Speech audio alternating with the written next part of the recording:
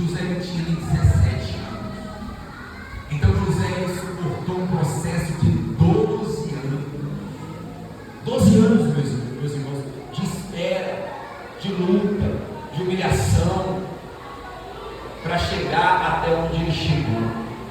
Só que quando José chega aonde ele chegou, você vê que já não há mais lembrança das dores que ele passou. Porque Deus ele transformou a lágrima, o choro, a dor de José em vitória. Meus irmãos, José ele foi um homem. Aqui eu até notei as coisas que tudo que José passou. José foi desprezado, odiado, perseguido, traído, vendido, escravizado, tentado, acusado injustamente, injustiçado, preso e honrado. Então, veja que no final de tudo, está aqui que José ele foi o que, gente? Honrado. A gente acabou de ler como José foi honrado, a forma que José foi honrado. A gente acabou de ler aqui. José estava preso. Então a prisão antecedeu a honraria de José. José estava preso injustamente. E ali Faraó, o copeiro-chefe fala a Faraó de José, porque Faraó tinha um sonho que ninguém conseguia interpretar, e o copeiro diz: esse José, ele interpreta sonho. E tiraram José da masmorra, da prisão, e José se colocou diante de Faraó. Faraó disse: eu ouvi dizer que você sabe interpretar sonhos. José disse: isso não vem de mim, isso vem de Deus. E ali Faraó conta o sonho e José interpreta. Então José aconselha Faraó: vai acontecer dessa forma.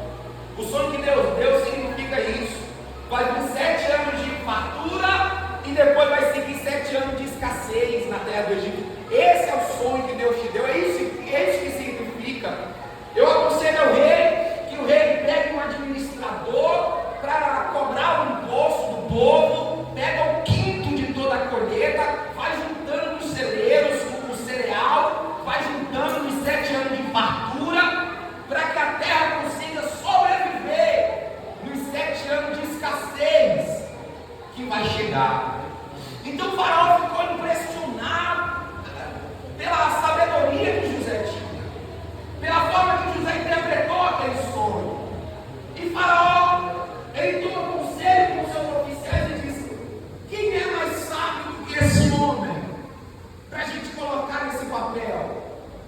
Esse homem tem um Espírito de Deus. Faraó viu isso. Nesse homem tem um Espírito de Deus. Não há ninguém mais ajuizado do que ele para ele tomar conta dessas coisas. Aliás, Deus mostrou para ele, Deus deu sabedoria para ele. Então o Faraó chama José. E é impressionante a forma que José é honrado. É uma coisa assim impressionante. Porque até então José era um preso. A história de José, toda a história de José era o que? Era sofrimento, injustiça. José era o tipo daquela pessoa que era para me amargurar. Eu não confio em ninguém. Eu já fui traído, enganado.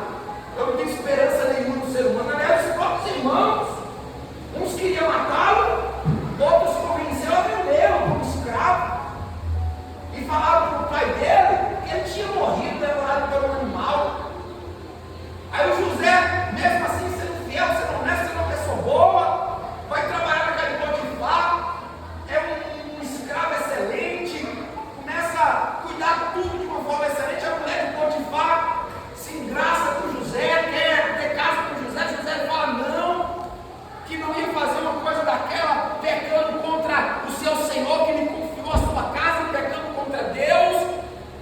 E um ato tão nobre dele deveria vir acompanhado de uma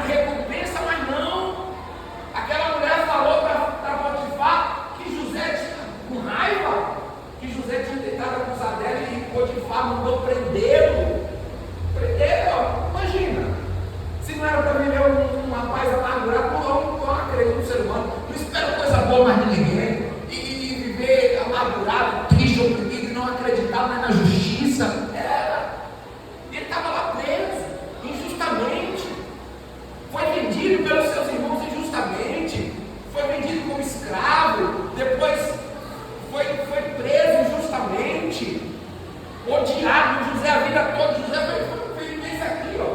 Foi querer, desprezado, ele era desprezado dentro da sua casa. Os seus próprios irmãos o desprezavam. A Bíblia diz que ele estava vindo e os irmãos diziam: lá vem um tal sonhador. Ninguém queria ficar perto dele. O pai fez uma túnica e deu para José, e todos os irmãos aciumados, com raiva. José, ele não era amado dentro de casa, ele era desprezado, ele era odiado dentro da sua casa pelos seus irmãos, ele era perseguido pelos seus irmãos, ele foi traído pelos seus irmãos. Essa foi a vida de José. Ele foi vendido, ele foi escravizado, forçado a fazer trabalho sem receber nada, escravizado. José, ele foi escravo durante anos. Ele foi tentado, dentro da casa de Potifar, acusado de algo que ele fez. Ele foi injustiçado, condenado ele por algo que ele não fez. Ele foi preso. Essa foi a vida de José. Você tem uma vida dessa aqui, mas você vai esperar o que mais de bom da vida. Mas de repente, de uma hora para outra, acontece uma pancada de coisa boa. É assim uma coisa, tipo assim, é uma virada que não dá para explicar.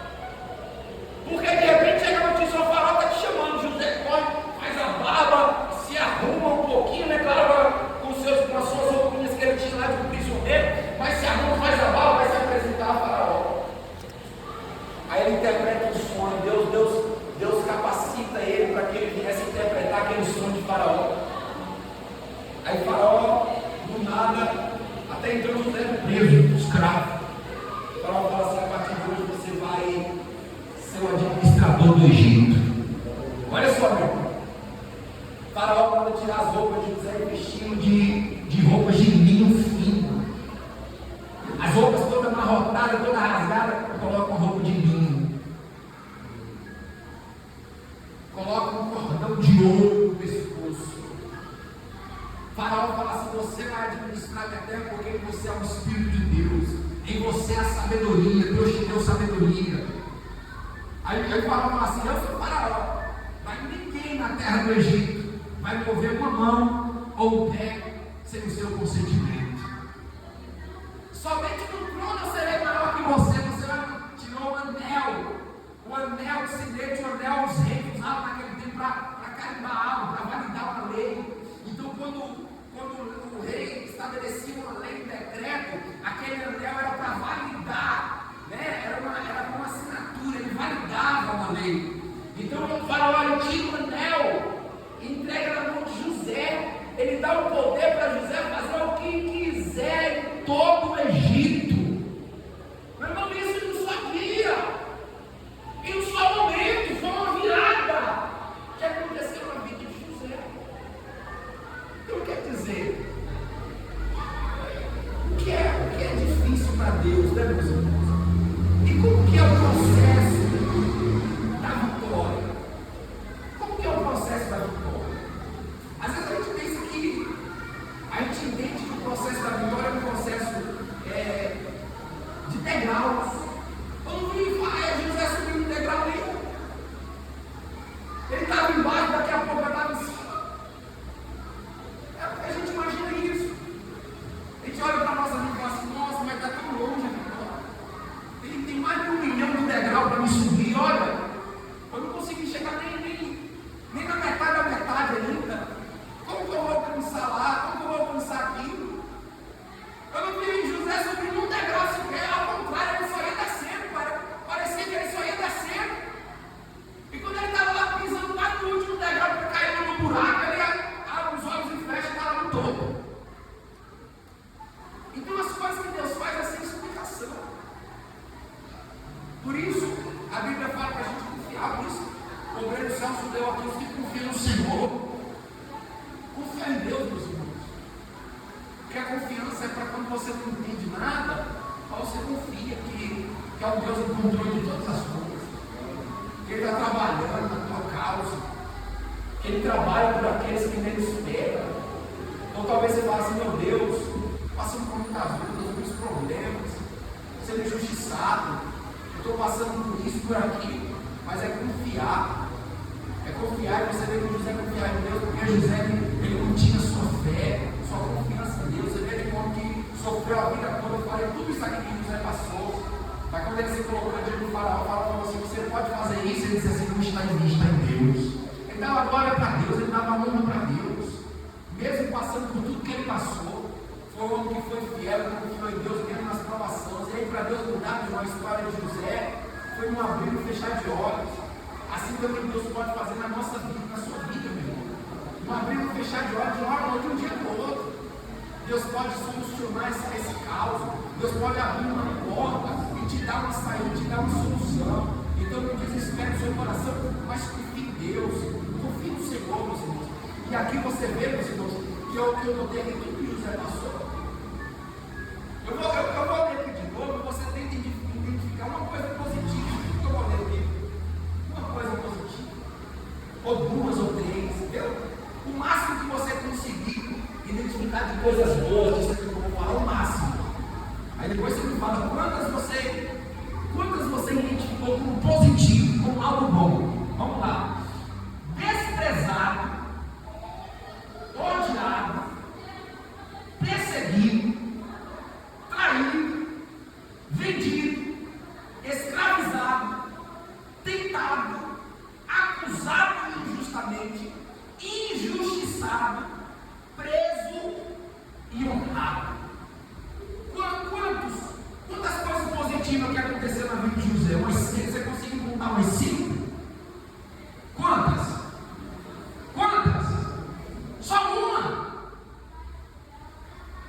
Só basta uma, meu irmão. Só basta uma. Quer dizer, pode vir uma enxurrada de luta. Ah, pastor, foi veio daqui, veio dali, veio acolá, e aconteceu isso, e aconteceu. Basta um chute dentro do gol. E acabou, meu irmão. Por isso eu não posso parar de tentar. Porque quando a honra vir, acabou. Quando Deus mudar esse jogo, acabou. Basta um só. Uma vez eu ouvi uma pessoa falando assim, não tenha medo de tentar e fracassar. Você pode fracassar uma vez, 2 vezes, 10, 500 vezes. Mas se você acertar uma vez, acabou. Eu vi isso numa palestra financeira que uma pessoa dava, e ele falava sobre as pessoas que às vezes tinham medo de fracassar, de empreender e fracassar. Eu abri uma padaria e deu errado, eu abri isso e deu errado, aí a pessoa desiste. Ele fala assim, mas tentando, você só precisa acertar uma vez. Quando o negócio der certo, você é um empresário. Então só precisa dar certo, não precisa dar certo várias vezes, só precisa dar certo uma vez. Então se deu certo 10 vezes, tenta. Se na 15ª vez der certo, pronto, acabou, não precisa. Você não precisa acertar várias vezes, uma só. Então assim a honra também de José, a gente percebe que foi uma vez só. José acertou uma vez só e acabou, e a vida dele mudou para sempre. Ele chega para um lado. Então, vai tentando, pastor, fui humilhado aqui, pastor, fui desprezado aqui, pastor, fui traído aqui, pastor, fui odiado aqui, pastor, fui perseguido aqui. Vai chegar uma hora que você vai ser honrado. E aí, quando você é honrado, acabou, você está honrado. Deus tirou você de baixo, colocou você em cima, tirou da lama, e colocou, tirou do monturo, do pó, e colocou você na mesa. Assim também aconteceu com Mefibosete. Mefibosete era filho de Jonas, neto de Saul. Mas quando o Saul, Israel perdeu a terra dos filisteus, na fuga para não ser morto, Mefibosete, que ainda era um bebezinho, a Bíblia diz que a mulher que carregava deixou ele cair e ficou aleijado.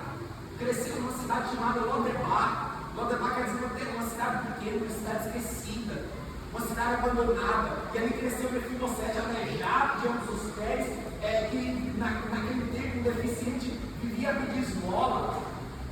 E assim era Mefibosete, cresceu desse jeito, humilhado, aleijado, era um neto do rei, era para ser um rei, nasceu dentro do palácio real, e agora estava aleijado de ambos os pés, numa cidadezinha abandonada, isolada, e aí vivendo de ajuda dos outros, vivendo de esmolas, um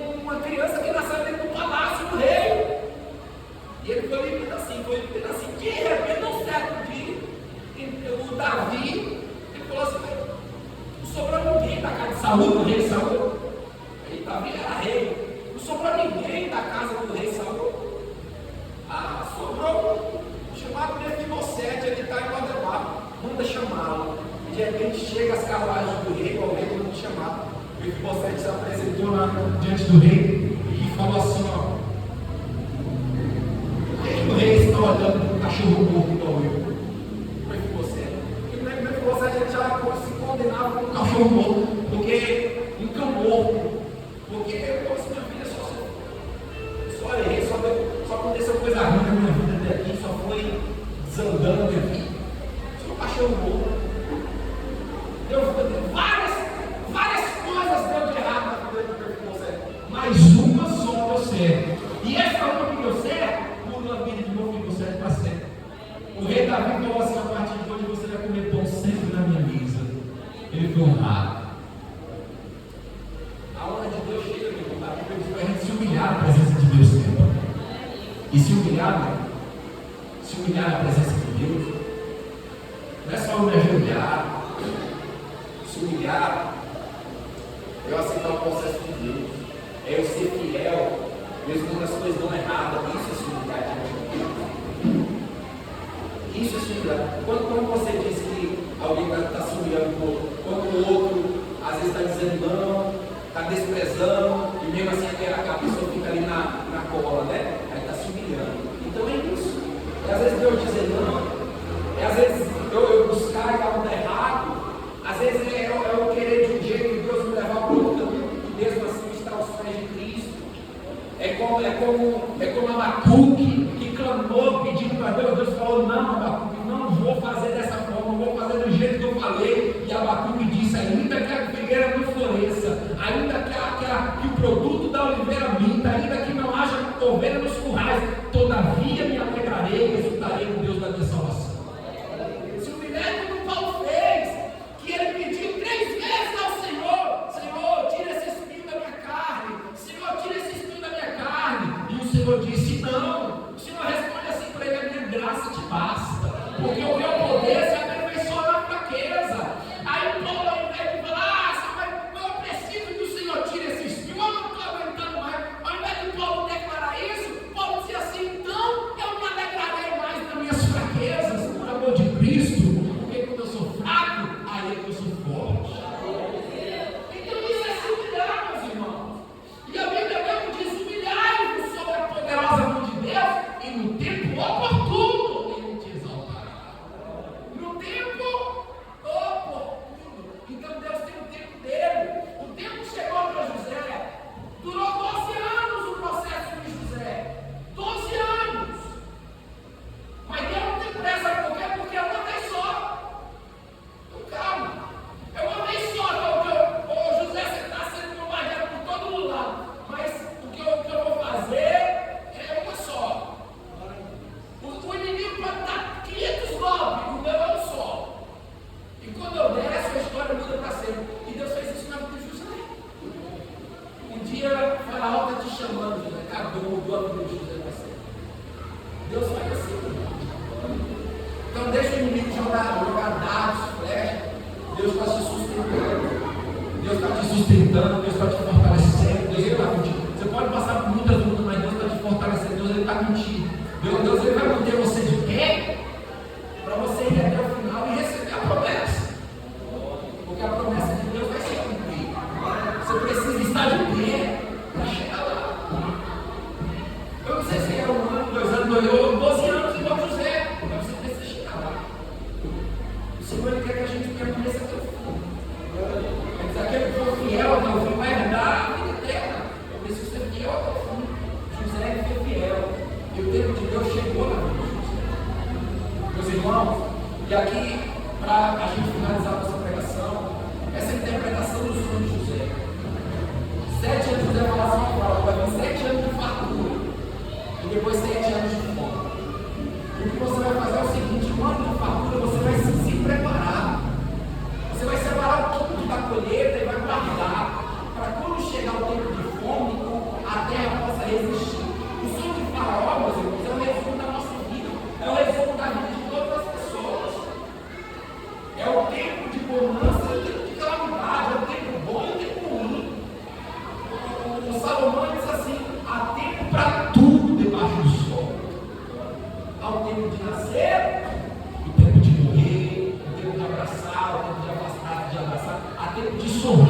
tempo de chorar, há tempo de paz, há tempo de guerra, para tudo há tempo determinado. Há tempos bons e há tempos o quê? Difíceis. Há tempos ruins. Há tempos de bonança e há tempos de escassez. Vai viver todos esses tempos para a nossa vida. Há tempo para tudo. E o que determina se você vai permanecer de pé nos tempos difíceis é o que você fez nos tempos bons, nos tempos de bonança. O Senhor diz assim na sua palavra: aquele que está de pé, cuide para que não caia. Está de pé agora, cuide para que não caia. É você se preparar. Às vezes a gente está firme com Deus, as coisas estão boas, às vezes a gente começa a relaxar, a gente quer parar de orar, quer parar de buscar, a gente quer parar de depositar no nosso estoque espiritual. E a gente começa a relaxar. E aí, meu irmão, vem a tempestade e nos derruba porque a gente estava enfraquecido. Então, se eu estou vivendo um tempo bom na minha vida, um tempo bom espiritual, eu preciso continuar, eu preciso fazer depósitos no meu estoque espiritual. Eu preciso continuar orando, buscando, me aprofundando, e não cair no relaxo. Porque muitas pessoas fazem, está tudo bem, está tudo maravilhoso, aí não ora, não busca, porque está tudo certo, mas isso é um erro. Isso é um erro. Muitas das vezes a gente, depois de uma conquista, depois de algo maravilhoso que acontece, um culto maravilhoso, a gente fala: vamos na pizzaria, vamos comemorar, aconteceu uma coisa boa, vamos comemorar. Jesus não. Jesus ele levantava para ressuscitar o morto, ele saía dali e ia para o monte orar, pedia misericórdia de Deus. Por isso ele resistiu até o fim. Por isso ele permaneceu até o fim. Porque ele se preparou. Ele se preparou nos dias bons, nos dias de glória. Jesus se preparou. Você não via Jesus saindo para comemorar as conquistas? Ele ia orar, ele ia se humilhar, ele ia jejuar, pedir a misericórdia de Deus. A gente precisa estar preparado. O que vai dizer se a gente vai permanecer nos momentos de luta é o que a gente fez nos momentos bons da vida. Isso é muito importante, meus irmãos. A Bíblia diz assim lá em Eclesiastes também, Salomão falou isso: jovem, busque a Deus nos dias da sua mocidade, antes que venham os dias maus em que você diga: eu não tenho menos prazer. O dia da nossa mocidade é os dias bons da vida, que a gente tem força. O que a gente faz nesses tempos? Isso vai dizer o que vai ser lá na frente, meus irmãos. Isso declara o que vai ser lá na frente. Eu vi um senhor fazendo um vídeo, uma moça, né, do movimento feminista, estava fazendo ali tipo uma entrevista de rua. E aí ela conversava com o Senhor. E o Senhor falava que ela questionava várias coisas, né? Das mulheres, salário, de coisa que elas questionavam. E aí ele falou assim: mas isso é responsabilidade de vocês. É o papel que vocês têm na sociedade. E ela falou assim. E ele falou assim: a vocês, a mulher, ela é a educadora. Ele falou assim: foi uma mulher que me criou e me formou o caráter. Foi uma mulher. Foi uma mulher que me educou, que formou o meu caráter, que me ensinou. Ele falou assim: está na mão de vocês o poder de formar os homens do futuro. Vocês acham que os homens são ruins agora? Formem homens bons no futuro. Mas muitas das vezes, as pessoas querem fugir das responsabilidades que têm. O pai, a mãe, não quer pagar o preço para educar o filho, e depois reclamam da sociedade que estava na frente. Às vezes você já parou para pensar que eu já vi muitos idosos reclamando de como são tratados, mas você já parou para pensar que esses idosos foi quem educou essa geração que os maltrata hoje? Você já pensou que a educação que a gente está dando para as crianças hoje vai influenciar como que a gente também vai ser tratado lá na frente? Quem a gente vai ser lá na frente? O que a gente faz hoje influencia lá na frente a nossa juventude. Você já parou para pensar que muitos casais hoje falam assim: não quero ter filho, não ter filho, dá trabalho, filho é isso. Mas você pega lá na frente, você vai ver um casal. Eu tenho, por exemplo, uma irmã que fala: não vou ter filho, ela coloca um monte de problema, um monte de coisa. Ela fala: por causa disso, por causa daquilo, realmente é muito difícil ter filho no dia de hoje. Mas aí você vai pegar um casal que hoje escolheu não ter filhos, daqui a 30 anos. E você vai pegar um casal igual o Celso. Cadê o Celso? O Celso falou assim: vou caprichar. Né, Celso? E você vai ver a diferença. O Celso vai estar com seus 70 anos, né, Celso? E a Isadora lá no almoço de domingo de manhã com ele. A Isa. Vamos, pai, não dorme, sacar essa aposentadoria. Daqui a 30 anos, a recompensa, a Bíblia diz que os filhos é herança do Senhor. Só que ele está pagando alto preço. Paga ou não paga? O que eu faço? Um casal que não tem filhos vive muito melhor que vocês. Só que o que vocês estão fazendo no tempo bom da vida, que é o tempo que vocês têm força, o tempo que vocês têm disposição, vai falar como vai ser o futuro de vocês. Então isso aqui é só um pequeno exemplo, é para tudo na vida. Um jovem, esses dias eu aconselhava um jovem, ele falou: eu vim para o Ceará, tinha novos meninos, que tinham 16 anos, lá da cidade de Corrida. Eu falei assim: a gente trabalha na roça, eu, minha mãe, todo mundo trabalha na roça. Eu falei: vocês estudam? Ele falou: pastor, mas a gente não estuda mais, eu saí na quinta série, eu saí na quarta, eu só trabalho. Eu falei para eles: vou estudar, meus filhos. Eu sei que essa idade de vocês estão ganhando dinheiro de vocês já, acabou, né? Então, às vezes aí eu trabalho na roça, principalmente aqui, para uma criança uma pessoa de 16 anos, 15 anos, vai na roça e ganha 100, 120 reais no dia, é muito dinheiro. Ele fala: nossa, estou bem, é muito dinheiro agora, mas lá na frente, quando ele tiver com 50 anos, ele vai se arrepender, porque ele estudou. Eu falei para ele: você ganha mais do que uns 100 reais no dia? Eu falei: olha, esses dias eu fui no dentista, no meu dentista. Ele gastou 8 minutos para fazer a manutenção do meu dente, 8 minutos, me cobrou 120 reais em 8 minutos. Eu falei: olha só, uma pessoa gasta o que uma pessoa ganha em um dia inteirinho de fadiga, suportando o sol quente, trabalhando duro. Uma pessoa ganha em 8 minutos. E o que faz ela ganhar esses 8 minutos é o conhecimento que ela adquiriu no tempo da sua juventude. Às vezes, para estudar, para pagar a faculdade, ele mandou com camiseta de marca, com tênis de marca. Às vezes sim, às vezes veio de uma família mais rica, mas muitos não. Muitos suportou muito sofrimento. Igual, por exemplo, eu tenho uma irmã que passou por isso. Minha irmã hoje ela é enfermeira, ela tem um salário bom dela, tem um apartamento dela, tem um carro dela, graças a Deus.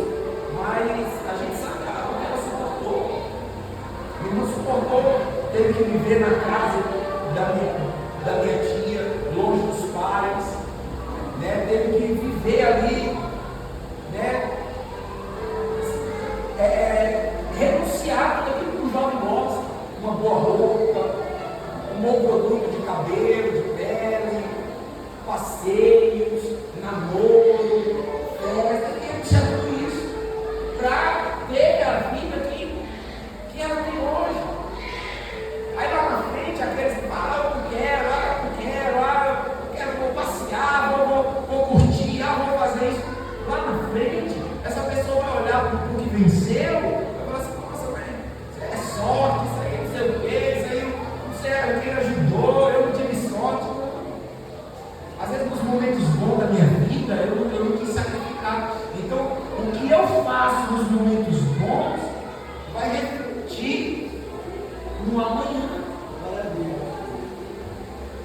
Às vezes no relacionamento é assim também. Às vezes a pessoa está num momento bom, um relacionamento, um casamento intacto, um casamento fortalecido. A pessoa ela não zela, ela não cuida, o marido da esposa, a esposa do marido, um não zela do outro, vive de qualquer maneira, aí vai desgastando. Aí quando o negócio está ruim, aí quer recuperar e é muito difícil. Porque nos momentos bons, ela não fez. E aí, no momento ruim é muito mais difícil fazer do que nos momentos bons. Às vezes a pessoa é jovem, imagina o jovem, eu vejo muito isso, muito caso disso, né? O jovem, ele começa a trabalhar, e aí ele começa a ganhar o dinheiro dele. E é muito mais tentador para o jovem, quando ganha o dinheiro dele, é mais tentador ele comprar um carro bonito ou comprar um terreno, por exemplo. Qual é mais tentador? Comprar um carro bonito, é claro. É ou não é? Uma moto, um terreno, que graça tem no terreno. Nenhum amigo vai cobiçar o terreno. Nenhum amigo vai falar, olha que legal. Não. Ninguém vai olhar você do lado do terreno e vai. Não. Então é muito mais tentador. Uma moto bonita. Mas preste atenção no que você está fazendo nos momentos bons da sua vida, porque isso vai influenciar o seu futuro. Aí o homem vai lá com um carro e compra um carro, aí vive para bancar, aquele carro. E paga por carro, paga pneu, e quer, não sei. Mas tá lá. O outro foi lá e comprou um terreno. É menos encantador. Mas quando chegar os dias maus, os dias difíceis, né? Talvez quando tiver um filho, quando o filho tiver que comprar fralda, tiver que comprar leite, tiver que pagar aluguel. Agora na casa dos pais, agora eu sou solteiro, estou compartilhando a casa com a França, eu pago 200 contos. Mas quando chegar os dias difíceis, aquele que comprou um terreno de 50 vai estar com 300 mil só de valorização. E aquele que comprou um carro de 30 mil, o carro já está valendo 5. Mais a dívida que tem o mecânico, mais a dívida que tem na internet dos pneus que comprou parcelado, do meu irmão. Você entendeu? E isso aqui são vários exemplos da vida, mas que eu quero trazer aqui a reflexão para a nossa vida espiritual, meus irmãos. Que a gente, nos momentos bons da nossa vida, que a gente está ali fortalecido no Senhor, para a gente não deixar a gente chegar no momento ruim. Paulo disse assim, ó, lá para os Efésios, ele diz assim, ó, revestivos do Senhor e da força do seu poder, para poder resistir no dia mau. Então é você se fortalecer a cada dia, é você sabe orar, pastor, estou bem, estou firme com Deus. Então é que você tem que orar mais, jejuar mais, se firmar mais, ler mais a Bíblia, porque você está se alimentando, você está se enchendo, você está se preparando. E quando o dia mau chegar, você vai vencer. Glória a Deus, aleluia. Amém? Então essa é a sabedoria de José. Faraó, nos dias maus, ajuda. Gasta, desfruta, porque não é que você vai viver, pastor, não posso ser feliz, não posso pagar. Pode sim, pode ser feliz, pode passear, pode, meu irmão. Não é que você, olha, quando Deus falou para Adão, não, pode comer de todas as árvores, mas lá dessa aqui você não come.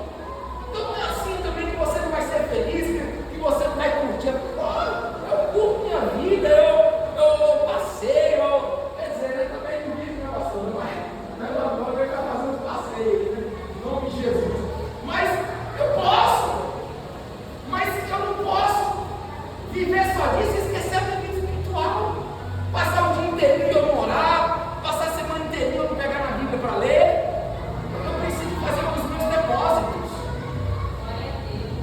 Sabe, se eu pegar o quinto de tudo, igual José falou, pega o quinto e guarda. Investe para os dias nossos. Eu pegar o quinto de tudo, o quinto do meu tempo, das minhas forças, desde que gasta a força toda em casa, no trabalho, no churrasco, em tudo. Quando chega na igreja, a bateria está 2%. Já não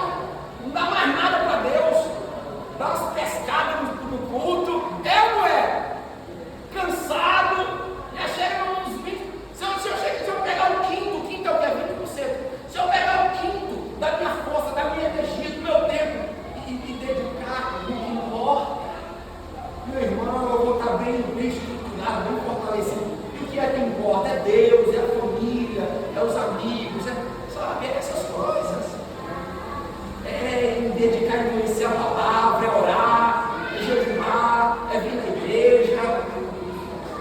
Se eu fizer isso, quando chegar o dia mau, que vai chegar, não tem como chegar, eu vou vencer, eu vou vencer.